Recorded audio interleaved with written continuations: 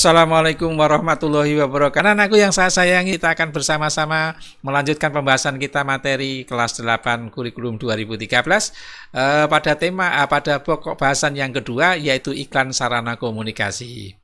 Anak-anakku yang saya sayangi, untuk lebih jelasnya ikuti paparan yang akan saya sampaikan berikut ini. Anak-anakku yang saya sayangi, materi kita yang pertama, yang akan kita bahas maksudnya hari ini adalah menelaah pola, struktur, dan kaidah kebahasaan iklan. Yang pertama, pola penyajian iklan. Yang pertama pula yaitu iklan media cetak. Nah, anak-anakku yang saya sayangi, iklan adalah media cetak, itu diantaranya ada iklan baris, ya. Iklan yang pemasangannya berupa baris, teksnya disajikan sangat terbatas, tidak ada gambar di situ. Ya, jadi karena ini iklan baris, maka proses pembayarannya pun berdasarkan jumlah barisnya. Sehingga apa? Sehingga dalam iklan ini seringkali seorang yang mengiklankan itu menggunakan kata-kata yang disingkat agar tidak terlalu banyak kata-kata yang diiklankan. Jadi yang pertama iklan yang ada di media cetak itu ada iklan baris. Contohnya dijual, misalkan disingkat DJL, rumah RMH, kemudian minimalis MNAL. Biasanya anak-anak untuk penyingkatan ini hanya dihilangkan atau disingkat dengan menghilangkan huruf vokalnya saja. Misalnya dijual DJL, rumah RMH, dan seterusnya. Tentunya ini kalian sudah pernah melihat semacam itu. Baik, berikutnya anak-anak. Yang kedua adalah iklan kolom, yaitu iklan yang pemasangan dalam media berupa kolom-kolom. Nah, ini bentuknya lebih besar, ya. Di samping menggunakan tag, iklan ini sering pula menyertakan gambar dan berbagai ilustrasi yang menarik, walaupun ini secara singkat. Perhatikan. Ini ada iklan dibutuhkan. Di situ ada P_W. Jadi pria atau wanita, marketing kargo berpengalaman, lamaran, dan seterusnya. Jadi iklan kolom ini bentuknya kolom yang lebih besar daripada iklan baris kemarin tadi, ya, maksudnya. Yang ketiga anak-anak, iklan display. Iklan display itu iklan yang memiliki ukuran lebih luas dibanding dengan iklan kolom. Iklan display itu merupakan iklan yang berisi hanya kata-kata dan gambar, foto ataupun media grafis lainnya. Ada pula istilah iklan advertorial, ya. Advertorial yaitu iklan sejenis iklan display, hanya saja teknik penyampaiannya mirip berita. Contoh iklan advertorial ini adalah iklan yang berkaitan dengan pelayanan jasa kesehatan, pengobatan alternatif, pengenalan perusahaan atau produk baru dengan informasi yang lebih kompleks. Jadi ada, ya, yang ini akan lebih besar lagi dibanding kolom. Baik, yang kedua, iklan elektronik. Anak-anak, iklan elektronik ini merupakan iklan berbasis perangkat elektronik yang mencakup berbagai unsur, ya.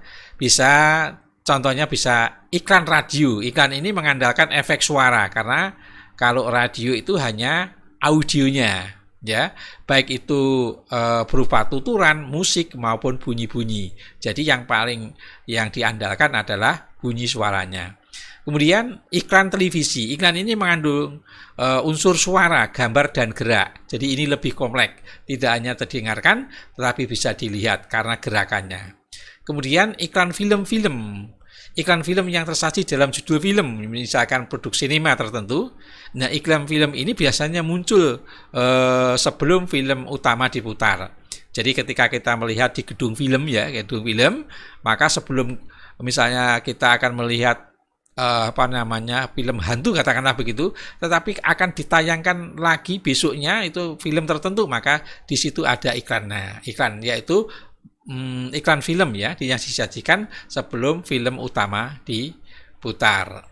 Baik, anak-anakku, menurut isinya sekarang, iklan itu diklasifikasikan menjadi 3 jenis. Yang pertama, yang kemarin sudah saya singgung, yaitu iklan pemberitahuan. Nah, iklan ini lebih berfokus pada kepentingan untuk memberitahukan sesuatu ya kepada khalayak ramai, baik itu yang berupa peristiwa maupun keadaan atau hal yang lain. Ini bisa saja, iklan ini bisa saja dipasang oleh perorangan ataupun keluarga. Namun ada pula yang dipasang oleh perusahaan, misalnya berupa pemberitahuan pembubaran perusahaan, rapat pemegang saham, dan seterusnya. Itu iklan pemberitahuan. Contohnya begini, diberitahukan kepada ramai bahwa pertanggal dan seterusnya. Kalian anak-anakku bisa melihat contoh-contoh ini di media cetak. Baik, berikutnya iklan layanan masyarakat. Iklan ini bertujuan memberikan penerangan atau penjelasan kepada masyarakat. Contohnya iklan keluarga bencana, kemudian bahaya narkoba. Nah, ini bisa biasanya umumnya ini dilakukan oleh pemerintah atau lembaga swadaya masyarakat. Misalnya kalau pemerintah bisa menggunakan misalnya perpajakan, misalnya contohnya Ayo Peduli Pajak. Ini adalah salah satu bentuk layanan iklan yang terkait dengan pajak.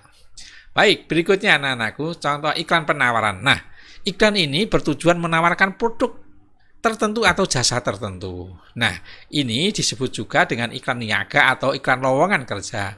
Contohnya dibutuhkan segera atau lowongan pekerjaan. Nah, ini ya bisa dilihat di contoh ini, bisa dilihat di dalam surat kabar.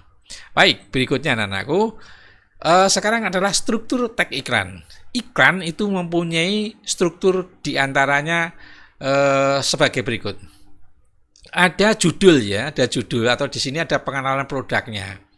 Kemudian yang kedua ada pernyataan persuasif, berisi pernyataan yang mendorong pembaca untuk berbuat sesuatu. Jadi persuasif itu membujuk ya, bersifat membujuk ya.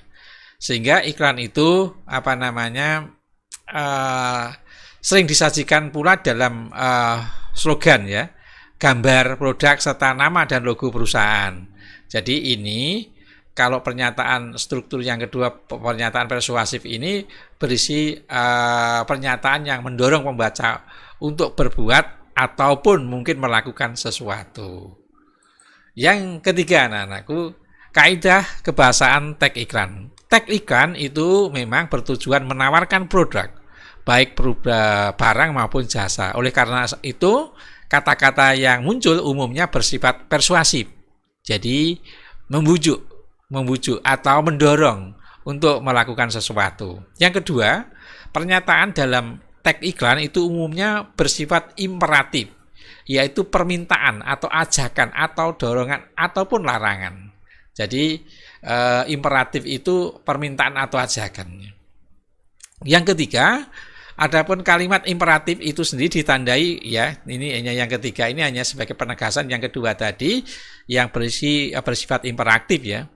Ditandai dengan kata-kata seperti temukan, kata lain adalah ikutilah, hadirilah, wujudkan, nyatakan, nikmati, dan seterusnya. Ini contoh-contoh kata iklan yang bersifat imperatif atau bersifat permintaan atau ajakan.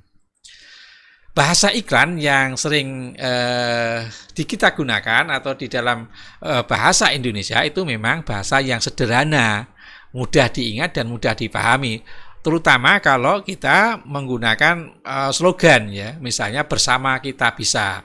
Kalau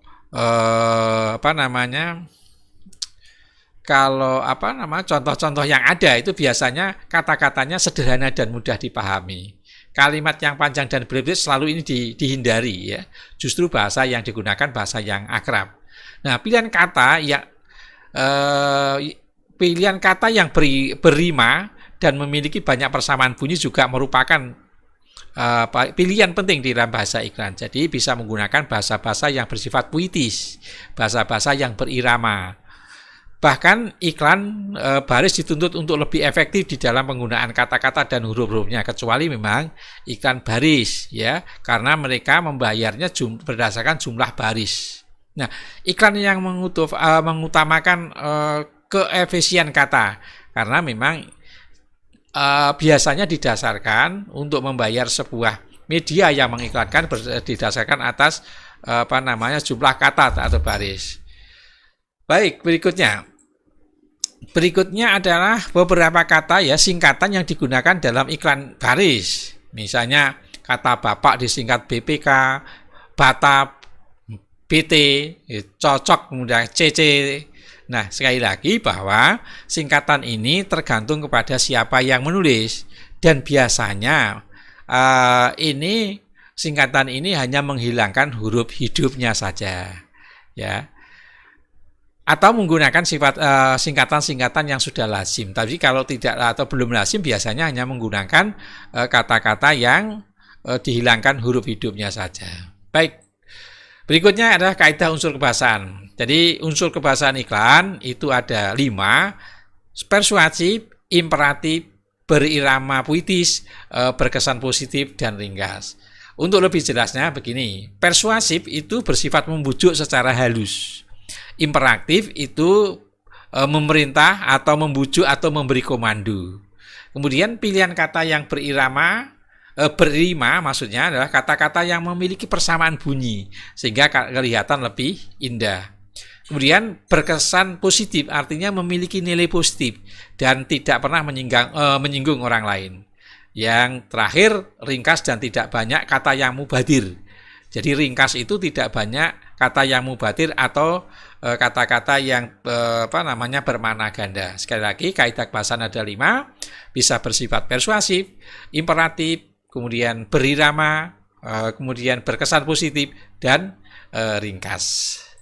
Baik anak-anakku yang saya sayangi, demikian yang dapat saya sampaikan ini. Mudah-mudahan anak-anakku bisa memahami dan bisa menerima ini sebagai referensi untuk belajar bahasa Indonesia, khususnya anak-anakku kelas 8. Terima kasih. Assalamualaikum warahmatullahi wabarakatuh.